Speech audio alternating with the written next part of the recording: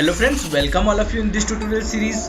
In our previous video we discuss about the thresholding. मैंने आपको ये बता दिया था कि thresholding के कितने टाइप्स होते हैं और किस टाइप में कौन कौन सी चीजें एग्जिस्ट करती हैं, आपको कौन सा thresholding कब यूज करना है. आई होप ये सारी की सारी चीजें आपको अच्छे से समझ में आई होगी. एंड फ्रेंड्स, थ्रेशोल्डिंग या फिर आपने बिटवाइज ऑपरेशंस जो भी पढ़े हैं तो आज उनका प्रॉपर यूटिलाइजेशन होने वाला है, बिकॉज मैं आज आपको बैकग्राउंड सबट्रैक्शन या फिर आप कह सकते हो सिलेक्टेड फिगर आरओआई करना सिखाऊंगा. अब आपको कोई रेक्टेंगल की जरूरत नहीं है, आप एक इमेज से ऑब्जेक्ट उठा के दूसरी इमेज में कैसे प्लेस करोगे विदाउट इट्स बैकग्राउंड. आप सिर्फ सिलेक्टेड ऑब्जेक्ट उठा सकते हो किसी इमेज में से. तो यार ये सारी की सारी चीजें आज हम इस वीडियो में परफॉर्म करने वाले हैं. इस वीडियो को एंड तक जरूर देखिएगा, आप लोगों को काफी इंटरेस्ट आने वाला है. तो चलिए स्टार्ट करते हैं. बट स्टार्ट करने से पहले गाइस मैं आप लोगों को दिखा देता हूँ कि एक्चुअली मैं करने क्या वाला हूँ. तो मेरे पास दो इमेजेस है. मैं आप लोगों को सबसे पहले इमेज 1 दिखाता हूँ. यहाँ पर मेरे पास थॉर की इमेज है गाइस. आप लोगों को दिख रहा होगा कि यहाँ पर क्या है, थॉर है. ये वाला एरिया यहाँ पर थोड़ा सा ब्लैंक ब्लैंक टाइप का है. तो मैं इस ब्लैंक एरिया में कोई एक दूसरी फिगर या फिर ऑब्जेक्ट प्लेस करने वाला हूँ. और वो जो दूसरा ऑब्जेक्ट है वो है हमारा एक स्टॉर्म ब्रेकर. मींस मैं इस इमेज में से, जो कि ये सेकंड इमेज है, सेकंड इमेज में से स्टॉर्म ब्रेकर निकाल के यहाँ पर प्लेस करूंगा थॉर की फर्स्ट इमेज में. तो ये कैसे पॉसिबल है? ये हमारा आरओआई से पॉसिबल है. बट जो आज हम आरओआई करेंगे उसमें हम थ्रेशोल्डिंग यूज करेंगे, बिटवाइज ऑपरेशंस यूज करेंगे, कोई कोऑर्डिनेट वगैरह यूज नहीं करेंगे. मैं प्रॉपर इस एरिया को, जितनी भी ये फिगर आपको दिख रही है, ये इसको माइनस करके इस इमेज में से यहां पर रखने वाला हूं. तो चलिए देखते हैं कि ये सारा काम मैं कैसे कर सकता हूं. और अब स्टार्ट करते हैं, चलते हैं अपनी आईडी के पास.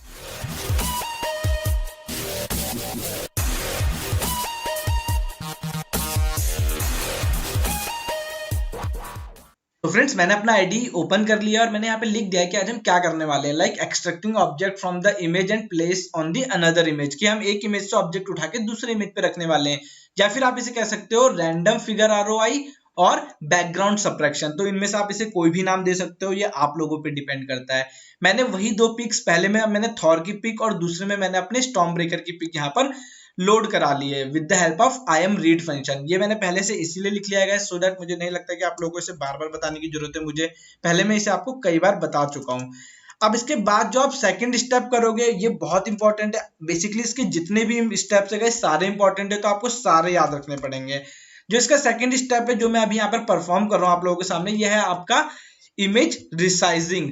आपको जो इमेज रिसाइज करनी है आप किसी भी पिक्सल लेवल पे कर सकते हो, कोई प्रॉब्लम की बात नहीं है. बट आपको जो एक पॉइंट याद रखना है वो मैं थ्योरी में लिखकर आपको दे दूंगा इस फाइल में. ये फाइल आप डिस्क्रिप्शन में जाके लिंक से डाउनलोड कर सकते हो, थ्योरी भी आपको उसके साथ अवेलेबल मिल जाएगी. तो वो पॉइंट क्या है जो आपको याद रखना है, वो पॉइंट ये है कि जो आपकी इमेज 2 है जिसमें से आप चीजें एक्सट्रैक्ट करने वाले हो, मीन्स जिस इमेज से आप कोई भी ऑब्जेक्ट एक्सट्रैक्ट करने वाले हो उसका साइज फर्स्ट इमेज से छोटा होना चाहिए. ओके, चाहे एक ही पिक्सल छोटा हो बट छोटा होना चाहिए. तो मैंने देखो थोड़ा कुछ ज्यादा ही छोटा कर लिया है, बट कोई ऐसी बात नहीं है. आप चाहो तो 1 या 2 पिक्सल भी छोटा कर सकते हो, या फिर आप इक्वल भी रख सकते हो. बट कभी ऐसा मत करना कि आपका जो इमेज 2 है जिसमें से आप ऑब्जेक्ट निकाल रहे हो उसका साइज फर्स्ट इमेज से बड़ा हो. मतलब जो होल्डिंग इमेज है उसका साइज बड़ा होना चाहिए और जिससे आप ऑब्जेक्ट लेके आओगे उसका साइज छोटा होना चाहिए. तो ये चीज आप हमेशा याद रखोगे, ये रिक्वायर्ड है. इसके बाद मैं क्या करने वाला हूँ, तो मुझे बस यही करना है गाइस. तो मैं कुछ डिटेल्स निकालने वाला हूँ, लाइक रो, कॉलम और channel. Just for my reference मैं ये डेटा किसमें से गेट करूंगा, IMG2 में से, बिकॉज मुझे इमेज 2 का ही डेटा गेट करना है. तो मैंने क्या करा, जो मेरी इमेज 2 थी यहाँ पर गाइस आप लोगों को दिख रही होगी, तो मैंने इमेज 2 में से उसकी शेप निकाल ली. और आपको पता है अगर मैं शेप निकालूंगा तो मुझे क्या प्रोवाइड करा देगा, 3 पैरामीटर्स. सबसे पहले क्या, कितनी रोज है, कितने कॉलम है और उसके कितने चैनल्स है. तो मैंने यहाँ से गेट करके आपका इन 3 वेरिएबल्स में स्टोर करा लिया है. अगर आप चाहो तो इन्हें प्रिंट करके भी देख सकते हो, like print R, CH stand for channels. तो चलो इसे ऑपरेट कराते हैं गाइस और देखते हैं. ओके गाइस, यहाँ पर एरर आ रहा है, सही बात है. शेप में कभी भी आप पैरेंथेसिस नहीं लगाओगे, मैंने मिस्टेक कर दी है. आपका जो शेप होता है वो सिंपल एक मेथड है, तो आप इसे डायरेक्टली रन करा दोगे. तो अगर आप यहाँ पर कंसोल में मेरे पास देखोगे गाइस, तो यहाँ पर मेरे पास आ चुका है जो भी चाहिए था. कितना है, जो भी मैंने यहाँ पर साइज फिक्स करा था कि इसके पास जो रोज है वो कितनी है, 650. ओके, कॉलम्स कितने हैं इसके पास, 600. और चैनल कितने हैं जिसके पास 3 चैनल्स है. It's up to you. और ओपनसीवी BGR फॉलो करता है. मुझे नहीं लगता है बात मुझे बार बार बताने की जरूरत पड़ सकती है आप लोगों को. इसके बाद का जो स्टेप है वो क्या है, आप एक आरओआई क्रिएट करोगे.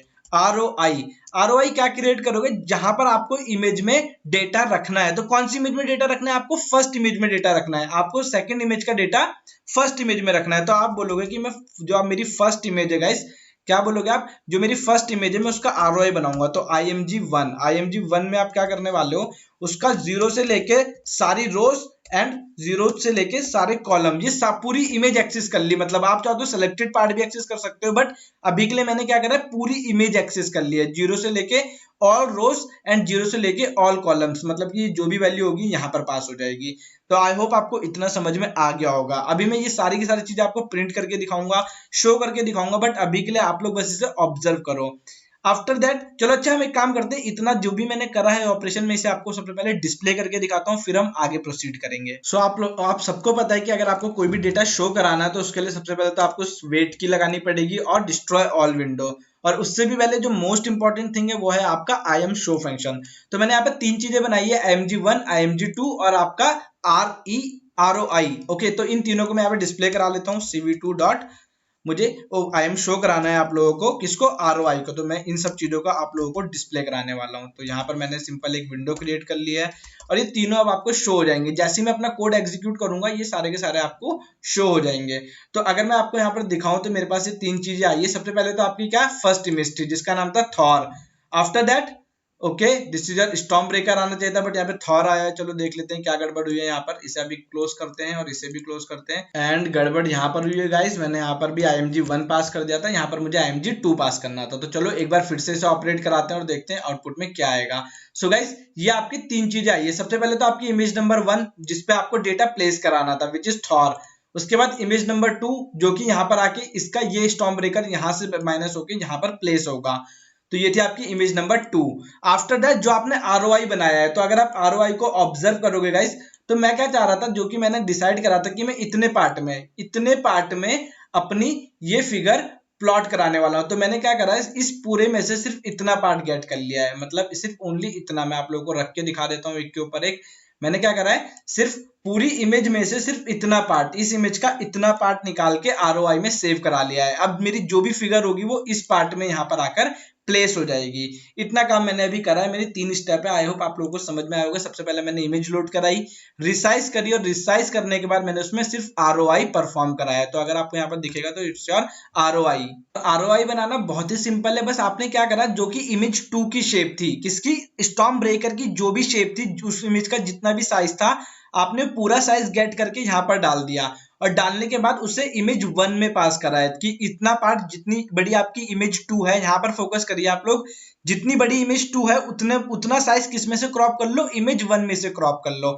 तो वो वाला पोर्शन आप लोगों के पास आ गया, जो कि मैंने अभी आप लोगों को ROI का दिखाया था। एक बार और देख लो यहाँ पर आप लोग, ये देखो, ये स्टॉर्म ब्रेकर की साइज का मैंने क्या करा है, एरिया इस इमेज में से माइनस कर दिया है। स्टॉर्म ब्रेकर साइज का एरिया इस इमेज से माइनस करा है, तो मेरा ये साइज निकल के आया है।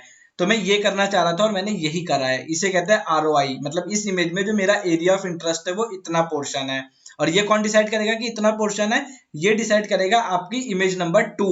यहाँ पर मैंने साफ साफ लिखा है। यही चीजें गाइस जो आपको पता होनी चाहिए। वीडियो थोड़ा लेंथी हो जाएगा, कोई प्रॉब्लम नहीं, बट अगर आपको ये सब चीजें क्लियर है तो इन फ्यूचर आप कभी किसी भी चीज में स्टक नहीं होने वाले हो। मैंने इमेज 2 का शेप लिया है, और शेप लेने के बाद उसे इमेज 1 से क्रॉप करा है। मतलब जो भी इस इमेज 2 का शेप होगा, हाइट विड्थ जो भी, वो इमेज 2 में से जाकर एक्सट्रैक्ट हो जाएगा। तो ये वाला जो भी आप डेटा उठा के लाओगे, आप इजीली इस ROI में प्लेस कर सकते हो। तो यहां तक आप लोगों को आई होप समझ में आ गया होगा।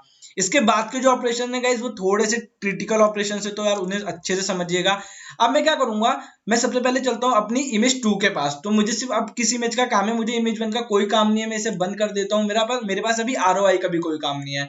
मुझे जो हेल्प चाहिए इस इमेज से चाहिए। तो इस इमेज में से मुझे ये X को, स्टॉर्म ब्रेकर को कट आउट करना है।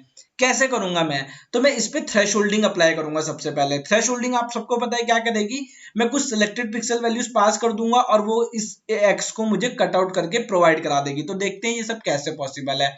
इसे अभी के लिए बंद करते हैं, और जो भी ऑपरेशन आप परफॉर्म कराओ, कभी भी, चाहे आप नॉर्मली बिटवाइज ऑपरेशन करा रहे हो या फिर थ्रेशोल्डिंग करा रहे हो, तो उसके लिए आपको ऑलवेज नीडेड होती है कि आप अपनी इमेज को किसमें, ग्रे में कन्वर्ट करो। तो मोस्ट ऑफ द केसेस में यहाँ पर आप कौन सी इमेज 2 पे ऑपरेशन परफॉर्म करा रहे हो, तो आप अपनी इमेज 2 को ग्रे स्केल में कन्वर्ट करोगे। ये मैंडेटरी है गाइस, बिना ग्रे स्केल में कन्वर्ट करे आप थ्रेश होल्डिंग परफॉर्म नहीं करा सकते हो।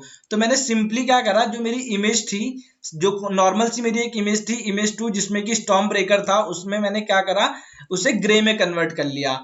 अपनी इमेज 1 को ग्रे में कन्वर्ट कर लिया है, आप लोगों को दिख रहा होगा, तो सॉरी फॉर दैट, इमेज 1 नहीं, इमेज 2 को किसमें कन्वर्ट कर लिया है, ग्रे में कन्वर्ट कर लिया है, क्योंकि मैं उसका मास्क क्रिएट करना चाहता हूं।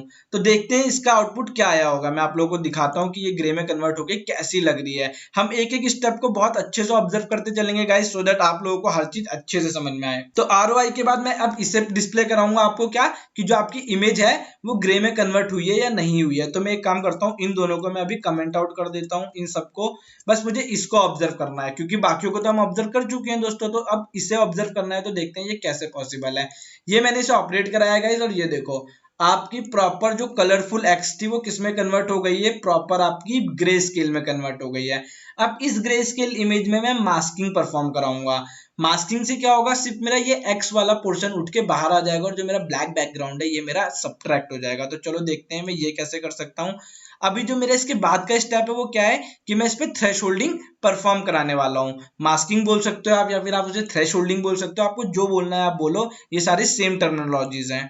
ओके, तो थ्रेश होल्डिंग के लिए मैं दिखाता हूँ आप लोगों को कि आप कैसे परफॉर्म करा सकते हो। सो उसके लिए थ्रेश होल्डिंग के लिए गाइस आप सबको पता है कि सिंपल थ्रेश होल्डिंग का मैं यहाँ पर यूज करूंगा, बिकॉज जो मेरी इमेज है वो सिंगल, उसमें ज्यादा कलरफुल ऑब्जेक्ट्स नहीं है, मेरे पास ज्यादा कलर नहीं है, उसमें हार्डली ब्लैक कलर है और ब्लू कलर है। तो अगर आप देखोगे तो मैंने यहाँ पर एक मास्क क्रिएट करा है, उसमें थ्रेश होल्डिंग परफॉर्म कराई है, अपनी ग्रे स्केल इमेज को यहाँ पर पास करा है, और जो मिनिमम वैल्यू है थ्रेश होल्डिंग की वो क्या है आपकी 50 है, मैक्सिमम 255 है। और जो मैंने यहाँ पर मेथड यूज करा है वो है आपका थ्रेश बाइनरी मेथड। मींस जो 50 से नीचे वाले पिक्सल होंगे वो ब्लैक हो जाएंगे, और जो 50 से ऊपर वाले पिक्सल है वो हमारे व्हाइट हो जाएंगे। तो मैंने बेसिकली यहाँ 50 ही क्यों लिखा, मैं आपको ये भी दिखाऊंगा अभी। तो चलो सबसे पहले मैं आपको ये वाली इमेज भी शो कराता हूँ, स्टेप बाय स्टेप चलेंगे, आपको हर एक चीज डिटेल में बताऊंगा मैं, टेंशन वाली कोई बात नहीं है। तो देखो यहाँ पर मैंने इसे डिस्प्ले करा लिया है, चलो इसे ऑपरेट करते हैं और देखते हैं आउटपुट में क्या आएगा। सो गाइस, ये था आपका सिंपली स्टॉर्म ब्रेकर, और ये है उसका थ्रेशोल्ड। अब अगर आप यहाँ पर ऑपरेट करोगे तो जो पीछे की लाइटिंग आपको दिख रही थी कि स्टॉर्म ब्रेकर के साइड में थोड़ी सी लाइटनिंग भी हो रही थी, बट यहाँ पर वो लाइटनिंग नहीं आई है। क्यों नहीं आई है, क्योंकि मैंने उसे सब्ट्रैक्ट कर रहा है। मैंने नॉर्मली फिक्स करता गया इस वैल्यू को, थ्रेशोल्ड की वैल्यू को। अगर मैं थ्रेशोल्ड की वैल्यू रख देता हूँ यहाँ पर 10, तो चलो इसे ऑपरेट करके देखते हैं।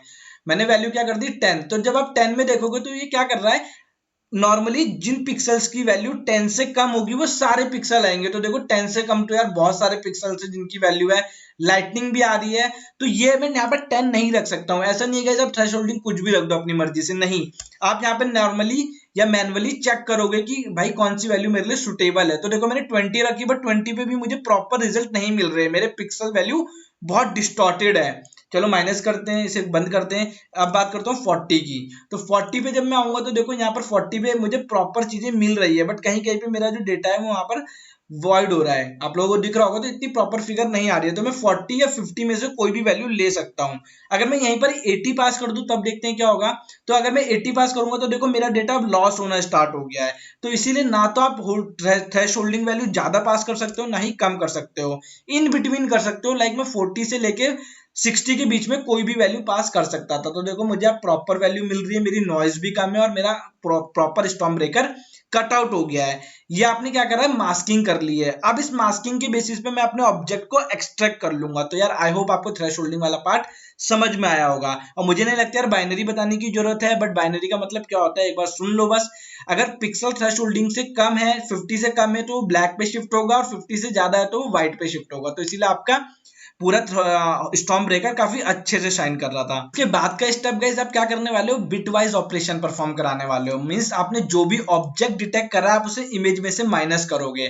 तो मैंने क्या करा, सिंपली अपनी इमेज टू फोरग्राउंड, मतलब मैं क्या चाहता हूं कि जो मेरी इमेज 2 का स्टॉर्म ब्रेकर था मैं उसे कट आउट करना चाहता हूं on the basis of my mask value. ये चीजें मैंने पहले भी आपको कहीं ना कहीं बताई है, तो आप एक बार उसे मेमोराइज कर सकते हो। मैंने ये चीजें आपको ROI करते वक्त बताई थी, बट वहां पे इतनी प्रॉपर तरीके से इसे क्लियर नहीं कराया था। तो यार यहाँ यहाँ पे आपको हर एक चीज अब अच्छे से क्लियर होने वाली है। कलर डिटेक्शन के टाइम भी हमने इसका यूज करा था बिटवाइज एंड का, तो यार आप उससे रिलेट कर सकते हो कि मैंने क्या करा था, जब दो कलर को फ्यूज कराया था तो उसमें से बस मुझे उसकी बॉडी मिली थी बाहर, और कलर मैंने उसमें बाद में फिल करा था। तो यहाँ पर भी मैं वही करने वाला हूँ। इमेज 2 जो कि मेरा स्टॉर्म ब्रेकर था, उसमें मैंने बिटवाइज एंड परफॉर्म कराया। इमेज 2 कॉमा इमेज 2 मतलब इन्हीं दो, कोई सेपरेट इमेज नहीं लेके आ रहा हूं मैं, इन्हीं दोनों के बीच में इसे फ्यूज करा रहा हूँ सेम इमेज के बीच में, और मास्क को क्या पास कर रहा हूँ जो कि मैंने अभी यहाँ पर क्रिएट करा था। तो इसे अगर मैं आप लोगों को डिस्प्ले कराऊंगा कि भाई इसमें आपका आउटपुट क्या आने वाला है, तो चलो देख लेते हैं फटाफट से कि इस फोरग्राउंड वाले में आपका आउटपुट क्या आने वाला है। तो ये मैं यहाँ से उठा के से यहाँ पर पेस्ट करता हूँ, और हम क्या ऑब्जर्व करने वाले हैं कि इसका आपका आउटपुट क्या आएगा। सो गाइस यहाँ पर मैंने अपना फंक्शन पेस्ट कर दिया, और देखते हैं, बट आप यहाँ पर ऑब्जर्व करोगे तो मैंने ऑपरेशन 1 और 2 के बाद सीधा 5 लिखा है। यहाँ पर बीच के दो ऑपरेशन मैंने अभी गायब कर दिए हैं, तो वो मैंने गायब नहीं करे, मैं उसे आपको समझाऊंगा, बट अभी आप इसे ऑब्जर्व करो। तो जैसे मैं इसे ऑपरेट करूंगा गाइस, अगर आप देखोगे तो ये आया है आपका जो स्टेप नंबर 5 था। आपने सिंपली क्या करा है, इसके बेसिस पे इसकी मास्किंग करी है। ये थी आपकी ओरिजिनल इमेज का ग्रे स्केल। ओके, इसे आप ऑब्जर्व कर लो और इसे ऑब्जर्व कर लो। यहाँ पर देखो आपकी एक्स प्रॉपर पूरी है, बट जब आपने इस मास्क के अकॉर्डिंग, जो आपने मास्क बनाया था, मास्क के अकॉर्डिंग आपने अपनी इमेज में से सिर्फ कलर गेट करें, तो ये ऑपरेशन मैंने करा है। बट इससे पहले आपके दो ऑपरेशन और आने हैं, मैं आपको वो बताऊंगा। सबसे पहले ये तो मुझे आपको बताना था कि आपने इमेज 2 में से अपनी एक्स को कैसे बाहर निकाला है। इसके इन बिटवीन आपके दो ऑपरेशन और एग्जिस्ट करते हैं जो कि आपके रिजल्ट को प्रॉपर इनहेंस कर देंगे। पहले आप उन्हें ऑब्जर्व करिए, तो देखते हैं वो क्या है। अब इसके बाद क्या है कि मैं अपने बैकग्राउंड को कैसे माइनस करूंगा। तो ये ऑपरेशन तो मैंडेटरी है, ये आपको करना ही करना है। इसे मैं नीचे कर देता हूं।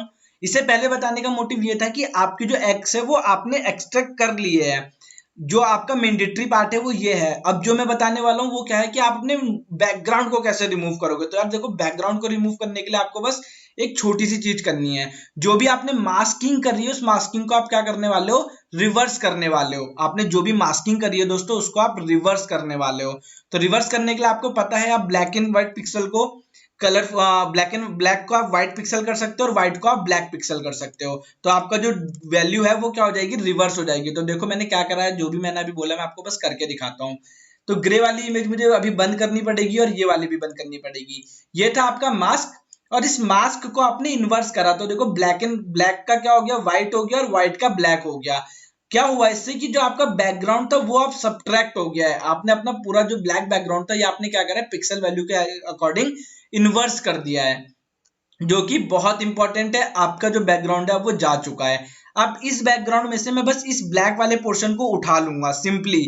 मेरा बैकग्राउंड, और जरूरी नहीं है कि यहाँ पर ब्लैक है, आप किसी भी कलर का जब बैकग्राउंड लोगे तो क्या हो जाएगा, ग्रे स्केल से ब्लैक हो जाएगा। ब्लैक होने के बाद आप उसे इस तरीके से सब्ट्रैक्ट कर सकते हो। तो आप सोच रहे हो कि कहीं मैंने ब्लैक कलर की इमेज ली थी। नहीं गाइस, मेरी ब्लैक कलर की इमेज नहीं थी। उसमें अगर आप देखोगे तो स्टॉर्म ब्रेकर की लाइटनिंग भी थी, तो उसमें भी नॉइस था, उसे हम नॉइस बोलते हैं। बट मैंने उस नॉइस को प्रॉपर थ्रेशोल्डिंग से रिमूव करा है। तो आपको भी हमेशा थ्रेशोल्डिंग का यूज करना पड़ेगा। चलो बंद कर देते हैं। मुझे पता चल गया कि यार आप लोग समझ चुके हो कि आपको बैकग्राउंड कैसे सब्ट्रैक्ट करना है। और इसके बाद का जो एक और स्टेप था वो क्या है, वो भी मैं आप लोगों को बता देता हूँ। इससे मैं पहले थोड़ा सा, ओके ठीक है, तो जो इसके बाद का स्टेप है वो आप लोग देख लो कि वो मैंने क्या करा था। वो भी इंपॉर्टेंट है, बट इतना नहीं है, बट हाँ इंपॉर्टेंट है।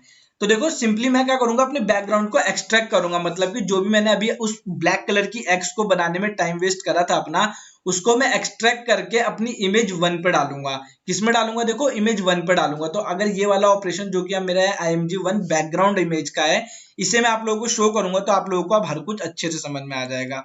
तो चलो देखते हैं गाइस, ये रहा आपका स्टेप नंबर 4। तो ये आपका पूरा प्रॉपर देखो स्टेप बाय स्टेप मैंने जैसे कोड लिख रखा था आप लोगों को समझाने के लिए, प्रॉपर मैं वही चीज आपको दिखा रहा हूँ। अब मैं सारी इमेजेस आपको समझाऊंगा, ये पांचों की पांचों इमेज। इसके बाद की जो इमेज आने वाली है वो हमारी रिजल्ट इमेज है। तो बस ये 5 इमेज अगर आप लोग समझ गए तो समझ लो आप लोगों को सब कुछ आ गया। इसे भी साइड करते हैं, इसे भी साइड करते हैं, और अभी चलते हैं ग्रे स्केल के पास। सो गाइस ये थी grey scale image. Grey scale image को आपने किस में कन्वर्ट करा, मास्क में कन्वर्ट करा। तो चलो इसका काम खत्म हो गया। ओके, इसका काम कैसे खत्म हो गया बेसिकली, क्योंकि देखो इसमें लाइटनिंग भी थी, तो ये सब नॉइज आपने रिमूव करके आपने थ्रेशोल्ड निकाला और मास्क में कन्वर्ट कर लिया है। इसे मैं बंद कर देता हूं, इसका काम खत्म। फिर इसके बाद इस इमेज से आपने क्या करा, बैकग्राउंड माइनस करा। इसमें से आपने सिंपली इसे इन्वर्स कराया तो बैकग्राउंड माइनस हो गया। तो चलो अब इसका भी काम खत्म, इसे भी बंद कर देते हैं। फिर आई इमेज नंबर 3 और इमेज नंबर 4। अब आप लोगों को कुछ डिफरेंस नहीं दिख रहा होगा कि यार इमेज नंबर 3 और इमेज नंबर 4 में डिफरेंस क्या है। बट गाइस एक चीज जो कि आप लोग ऑब्जर्व करोगे, थोड़ा सा वीडियो पॉज करो और हल्का सा जूम करके देखना, तो ये वाला जो ब्लैक कलर का मेरा स्टॉर्म ब्रेकर है वो इस वाली इमेज पे प्लेस हो चुका है। अगर आप यहाँ पर देखोगे तो ये वाला पोर्शन यहाँ पर शो हो रहा है, बाकी तो ब्लैक पोर्शन है तो इसीलिए शो नहीं हो रहा है। बट जो ऑपरेशन नंबर 4 करा था मैंने, जिसमें आपने इमेज को मास्किंग करी थी बैकग्राउंड को, अभी मैं बताऊंगा कौन सी लाइन नंबर थी वो आपकी, उसमें क्या करा आपने, सिर्फ इस पूरे बैकग्राउंड से इस एक्स को उठा के यहाँ पर प्लेस करा दिया। तो अगर आप ये वाला पोर्शन ऑब्जर्व करोगे तो ये वाला पोर्शन यहाँ पर ऑब्जर्व हो रहा है गाइस।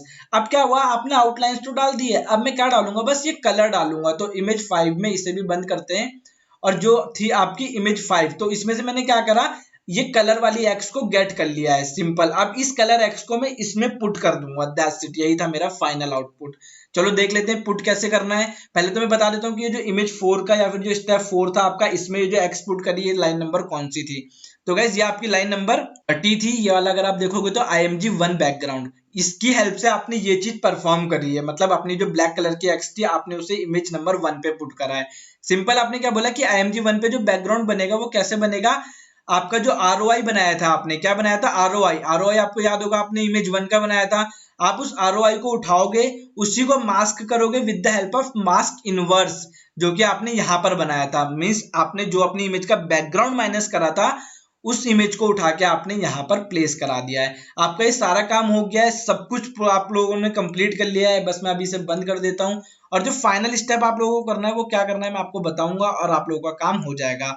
सिंपल, ऐड परफॉर्म कराओगे, ऐड फंक्शन से क्या होगा, आपकी दोनों इमेज ऐड हो जाएगी। तो ये था आपका लास्ट स्टेप। आपने क्या करा, जो आपका सबसे पहले वाली इमेज था उसको फर्स्ट इमेज के साथ क्या करा, ऐड करा दिया है। अपनी इमेज को, जो कि आपकी फर्स्ट इमेज थी, फर्स्ट वाली इमेज को सेकंड वाली इमेज से प्लस करा दिया है, बैकग्राउंड को फोरग्राउंड से प्लस करा दिया है। ओके गाइस, ये था आपका फाइनल, ये वाला इमेज और ये वाले इमेज को आपने फ्यूज करा दिया है, दैट्स इट। इसमें आपका क्या पड़ा था, इमेज 1 का बैकग्राउंड पड़ा था, और इसमें क्या पड़ा था, आपकी एक्स पड़ी थी जो कि आप निकाल के लाए थे, स्टॉर्म ब्रेकर। ओके, इन दोनों को आपने यहाँ पर फ्यूज करा दिया, और आपका जो रिजल्ट आएगा मैं आप लोगों को दिखा देता हूँ वो क्या आएगा। तो ये था आपका फाइनल रिजल्ट गाइस, जो मैं आप लोगों को यहाँ प्रिंट करके दिखाने वाला हूँ, और ये था आपका स्टेप नंबर 6। तो इसे मैं ऑपरेट कराऊंगा, और ये रहा आपका स्टेप नंबर 6। देखो आपने अपना जो ROI रीजन था उसमें अपनी एक्स को प्लेस कर दिया है, आपका काम खत्म। बस अब हमें क्या करना है, इसे उठा के अपनी कंप्लीट इमेज के पास डालना है। तो चलो डाल देते हैं, इसे भी बंद करते हैं, इसे भी बंद करते हैं, सबको बंद कर देते हैं।